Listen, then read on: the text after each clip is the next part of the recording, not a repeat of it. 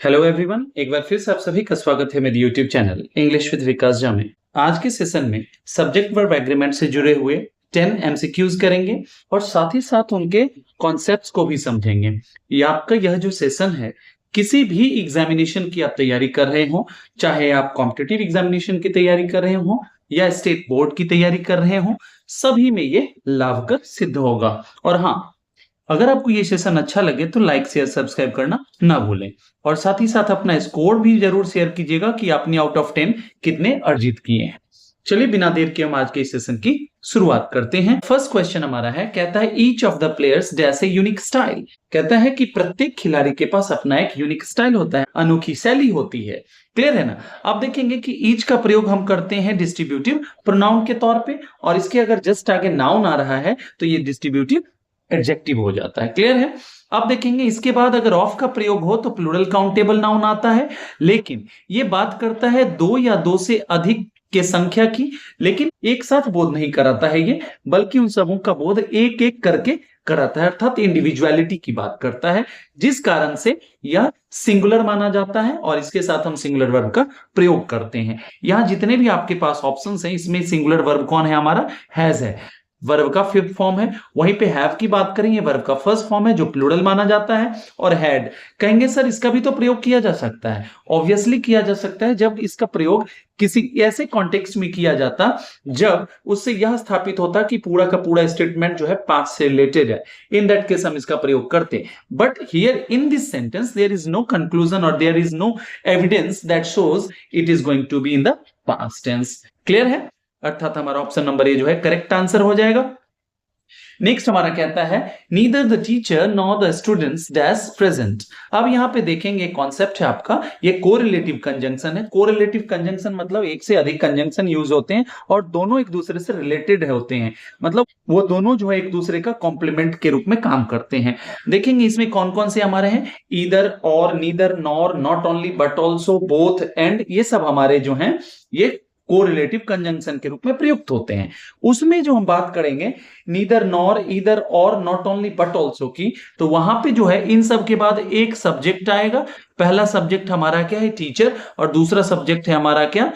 Students. अब कहता है जो वर्ब आएगा ना वो अपने नियरेस्ट सब्जेक्ट को फॉलो करेगा, और यहां वर्ब का हमको चयन करना है। यहां देखेंगे कि हमारा नियरेस्ट सब्जेक्ट क्या है? स्टूडेंट्स, जो कि आपका यहां पे प्लूरल है, अर्थात क्या करेंगे आप? प्लूरल वर्ब का चयन करेंगे। ऑप्शन नंबर ए आपका सिंगुलर है, बी आपका प्लूरल है, सी भी सिंगुलर है और डी भी सिंगुलर है, अर्थात ऑप्शन बी जो है आपका करेक्ट आंसर हो जाएगा। क्लियर है? चलिए इसी सेंटेंस को अगर हम ऐसे कर देते हैं, neither the teachers nor the student, student को सिंगुलर बना देते, तब हम क्या करते? सिंगुलर वर्ब का चयन करते। चलिए आगे बढ़ते हैं। कहता है the committee dash on the budget every year. यहां पे आपको वर्ब का चयन करना है। आप देखेंगे कि हमारा वर्ड है कमिटी, और कमिटी हमारा क्या है? एक कलेक्टिव नाउन है। इसका प्रयोग सिंगुलर और प्लूरल दोनों फॉर्म में किया जाता है। सिंगुलर के रूप में इसका हम प्रयोग तब करते हैं जब इसके जितने भी सदस्य हैं वो सब एक हों, एक मत हो, सबका निर्णय एक हो। अर्थात यहां पे देखेंगे कमिटी जो है इसमें किसी भी प्रकार के बाइफर्केशन की या फिर हम असहमति की स्थिति को नहीं बता रहा है, इस कारण से ये सिंगुलर माना जाएगा। जैसे इनके बीच मतभेद हो जाएगा तो क्या होगा? ये प्लूरल माना जाएगा। लेकिन इस सेंटेंस में कहीं भी ऐसा कोई आपको एविडेंस नजर नहीं आ रहा है जिससे कि यह स्थापित हो कि ये प्लूरल है। और कहता है कि कमिटी हर साल क्या करती है? डिसाइड करती है कि बजट क्या होगा। बजट का डिसीजन तभी हो पाएगा जब सारे लोग एक मत हो, अर्थात यहां पे सिंगुलर के रूप में प्रयुक्त किया गया है और वर्ब भी क्या होगा? सिंगुलर होगा। अर्थात हमारा ऑप्शन नंबर बी जो है यह वर्ब का फिफ्थ फॉर्म है। वर्ब का फिफ्थ फॉर्म क्या होता है? सिंगुलर होता है। क्लियर है? चलिए आगे बढ़ते हैं। नेक्स्ट हमारा कहता है ईदर द मैनेजर और हिज असिस्टेंट्स। अब देखेंगे सिमिलर क्वेश्चन है, अभी मैंने सेकेंड क्वेश्चन में आपको बताया था ईदर और, neither, not, not only but also के बारे में। यहां पे आपको ईदर और दिख रहा है, यहां हमारा सब्जेक्ट नंबर 2 है, ये हमारा सब्जेक्ट 1 है, और ये वर्ब जो है फॉलो करेगा नियरेस्ट सब्जेक्ट को जो कि प्लूरल है, अर्थात ऑप्शन नंबर बी हमारा करेक्ट आंसर हो जाएगा। क्लियर है? चलिए आगे बढ़ते हैं। कहते हैं mathematics dash a tough subject for many. कहता है मैथमेटिक्स जो है ना बहुतों के लिए क्या है? एक टफ सब्जेक्ट है, एक कठिन विषय के रूप में माना जाता है। स्वाभाविक सी बात है, जिसमें हमारा इंटरेस्ट नहीं होता वो हमें टफ दिखता ही है, लगता ही है। अब देखेंगे किसी भी सब्जेक्ट की अगर आप बात कर रहे हो तो सब्जेक्ट जो होता है सब्जेक्ट के तौर पे प्रयुक्त होने पर सिंगुलर माना जाता है। लेकिन जब उसमें आप क्या करते हो, सब्जेक्ट के बदले क्या दर्शा रहे हो, सब्जेक्ट के नॉलेज की बात कर रहे हो, जैसे मैं बोलता रोहन की मैथमेटिक्स अच्छी है, इन दैट केस क्या हो जाएगा, दैट बिकम्स प्लूरल। मींस या तो आप उस सब्जेक्ट के नाम के पहले पॉजिटिव एडजेक्टिव लगा रहे हो या फिर ऑफ के माध्यम से उस पर पोजीशन दिखा रहे हो। जैसे Rohan's mathematics are good, are हो जाएगा प्लूरल हो जाएगा। या मैं बोलता my mathematics are weak. Clear है, ये चीज आपको ध्यान देना है। यहां पे इस सेंटेंस में सब्जेक्ट के तौर पे इसका जिक्र किया गया, अर्थात ये हमारा सिंगुलर हो जाएगा, हेंस हमें एक सिंगुलर वर्ब की आवश्यकता होगी, that is option number A. Clear है, चलिए आगे बढ़ते हैं। नेक्स्ट हमारा कहता है a number of people just gathered outside. A number of और द नंबर ऑफ के बारे में समझ लेंगे। ए नंबर ऑफ के बाद हम प्लूरल काउंटेबल नाउन का प्रयोग करते हैं, ऑब्वियसली हमारा प्लूरल है पीपल, और वर्ब भी हमारा क्या हो जाता है, प्लूरल हो जाता है। ठीक है ना।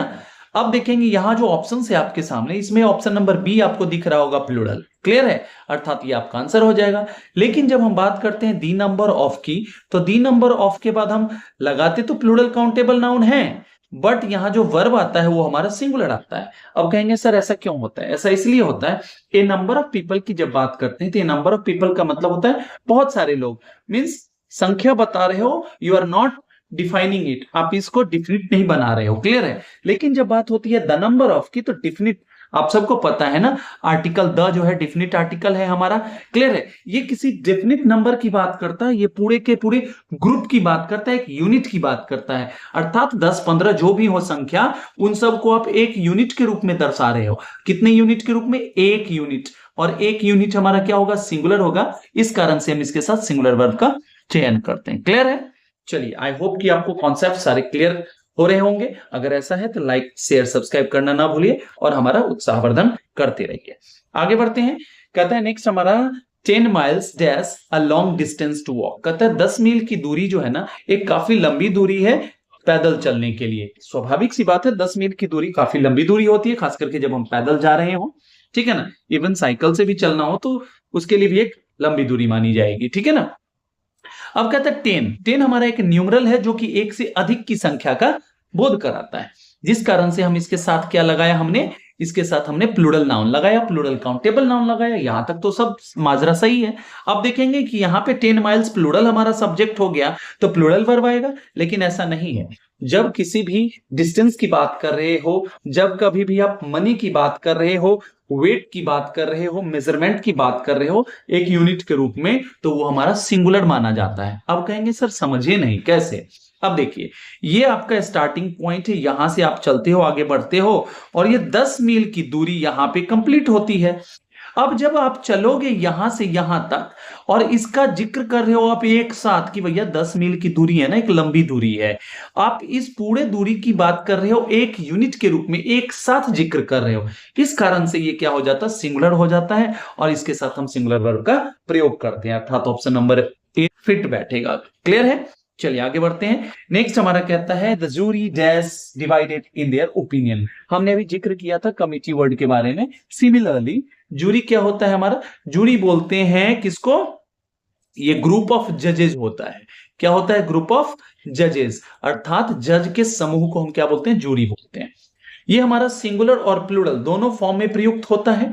जब हम यह दर्शाते हैं कि पूरा जितने भी मेंबर हैं वो सारे एक मत हैं, उनका मत एक है, उनका निर्णय एक है, उनका डिसीजन एक है, सारे एक कंक्लूजन पे आ रहे हैं, इन दैट कंडीशन क्या हो जाता है हमारा, वो जूरी जो है सिंगुलर हो जाता है। But when we show that they are different in their opinion, मतलब जब उनका ओपिनियन एक दूसरे से भिन्न हो जाता है, कुछ लोग एक के पक्ष में, कुछ लोग दूसरे के पक्ष में, मतलब वहां पे बाइफर्केशन हो गया in the group, in that condition क्या हो जाता है, वो हमारा प्लूरल बन जाता है। और इस सेंटेंस में देखेंगे यहां डिवीजन की बात की जा रही है, और जिस कारण से आपको देखेंगे कि सब्जेक्ट के रूप में जो नाउन है और यहां एडजेक्टिव है, नाउन एडजेक्टिव जो एग्रीमेंट है वो क्या कह रहा है कि नाउन हमारा प्लूरल है। इस कारण से हमने यहां देयर का प्रयोग किया, देयर प्लूरल होता है पॉजेसिव केस में। तो याद रखेंगे आप, सब्जेक्ट वर्ब एग्रीमेंट तो होता ही होता है, इसके साथ हम सब्जेक्ट वर्ब एग्रीमेंट के साथ देखेंगे noun pronoun agreement, noun adjective agreement. क्योंकि नाउन और एडजेक्टिव के बीच में भी सही कॉम्बिनेशन होना चाहिए। कहेंगे नहीं समझे सर, देखिए मेनी है ना हमारा, मेनी के आगे हम पीपल क्यों लगाते हैं? क्योंकि मेनी हमारा काउंटेबल नाउन लेता है, प्लूरल नंबर में लेता है। अगर इसके साथ मेनी के साथ हम अनकाउंटेबल लगा दें तो ये नाउन और एडजेक्टिव का जो हमारा एग्रीमेंट है ये वायलेट हो जाएगा। क्लियर है? इसी चीज के लिए हम इसका प्रयोग करेंगे। और जैसे ही डिवीजन बढ़ता रहा है अर्थात ये हमारा प्लूरल हो गया, इसके साथ plural verb, option number B का चयन करेंगे। समझ में आई बात? चलिए आगे बढ़ते हैं। नेक्स्ट हमारा कहता है bread and butter dash his only food. कहता है उसका एक ही भोजन है भाई साहब। क्या वो bread and butter? Bread and butter, always bread and butter. हमेशा उसे क्या पसंद है? Bread and butter. अब देखेंगे जब हम ब्रेड और बटर की बात करते हैं ये दोनों मिलकर के एक भोजन बनता है। अर्थात ब्रेड पे हम बटर लगा के खाते हैं, ऐसा नहीं कि बटर पहले खा जाते हैं ब्रेड बाद में खाते हैं। ये दोनों एक दूसरे को कॉम्प्लीमेंट करते हैं। कॉम्प्लीमेंट मतलब क्या होता है? पूरक के रूप में पूरक करते हैं, पूरा करते हैं। अधूरा है इसका मतलब एक जो है दूसरे के बिना क्या है? अधूरा है। अब कहेंगे आधा जो राधा बराबर क्या हो जाएगा हमारा? एक हो जाएगा। अब बताइए, आप ही बताइए, एक सिंगुलर होता है या प्लूरल? तो कहेंगे सर क्या बात करें, ये तो सबको पता है ना, एक सिंगुलर होता है। तो सिंगुलर होता है तो सिंगुलर की तरह ट्रीट कीजिए ना इससे। ये दोनों मिलकर के एक भोजन बन रहा है ना। जैसे मैंने बोला राइस एंड करी, करी और राइस एक साथ खाते हैं ना, दोनों मिला के खाते हैं ना, एक दूसरे को वो कॉम्प्लीमेंट करते हैं। इस कारण से ये क्या हो जाएगा हमारा सब्जेक्ट, कंपाउंड सब्जेक्ट होते हुए भी क्या हो जाएगा? सिंगुलर हो जाएगा। और इसे सिंगुलर वर्ब की आवश्यकता होगी। देख लीजिए कौन सा ऑप्शन आपको दिख रहा है जो सिंगुलर है। आप कहेंगे सर आगे काहे बढ़ना है, ए में ही दिख रहा है, इज है हमारा, अर्थात यही आपका आंसर हो जाएगा। समझ में आई बात? चलिए आगे बढ़ते हैं। Next and the last of this session is no one dash to die. कहता है कि कोई भी दुनिया में जो है ना, ऑप्शन के अकॉर्डिंग मरना नहीं चाहता है। कोई चाहता है क्या? No one means no one, no one. Everyone wants to live forever. हर कोई जो है ना क्या चाहता है? सदा सर्वदा के लिए वो जीवित रहे, वो मरे ना। लेकिन ऐसा तो संभव नहीं है। क्यों? कहता है जो जिसने जन्म लिया है उसको जाना पड़ेगा भाई साहब, है ना। आए हो तो जाना है। ये जो हमारा जो प्रक्रिया है ना आने जाने का, रात दिन का, दोनों युग में होते हैं, पेयर में होते हैं। आप पेयर को तोड़ नहीं सकते हो। क्लियर है? अर्थात देखिए नो वन, अब ये हमारा इंडिफिनिट प्रोनाउन है। और वैसे इंडिफिनिट प्रोनाउन जिनके अंत में वन लगे हो, थिंग लगा हो या बॉडी लगा हो, ये हमारा सिंगुलर होगा। कहोगे कैसे? वन सिंगुलर होता है, थिंग सिंगुलर होता है, इसका प्लूरल थिंग्स होता है। बॉडी सिंगुलर होता है, बॉडी का प्लूरल बॉडीज होता है, वन का वंस होता है। जब आपको पता है सिंगुलर होगा तो काहे घबरा रहे हैं जी? देखिए इसमें से कौन सा ऑप्शन आएगा। वांट हमारा प्लूरल है, वांटिंग अकेला आएगा नहीं, इसके पीछे ऑक्सिलियरी वर्ब आएगा। वांटेड और वांट्स ये दोनों हो सकते हैं, लेकिन कहेंगे कैसे? अब देखिए no one wants to die, कोई जो है मरना नहीं चाहता है। ये कैसी सच्चाई है जो पहले भी वैलिड थी, आज भी है और रहेगी। इसका रेलेवेंस सदा सर्वदा रहेगा। और हम जानते हैं कि कोई ऐसा एक्शन या कोई ऐसा प्रोवर्ब या कोई ऐसी ट्रूथ जो सदा सर्वदा एक समान रहेगी, उस तरह के हम स्टेटमेंट को, उस तरह के हम फैक्ट को क्या करते हैं? प्रेजेंट इंडिफिनिट टेंस में रखते हैं। और ये वांटेड हमारा क्या है? V2 है, पास्ट इंडिफिनिट हो जाएगा। अर्थात कोई ऐसा एक्शन तो नहीं है जो पहले हुआ खत्म हो गया अब नहीं हुआ या होगा। ये तो ऐसी सच्चाई जो सदा सर्वदा चलने वाली है। अर्थात हमारा ऑप्शन नंबर डी जो है करेक्ट आंसर हो जाएगा।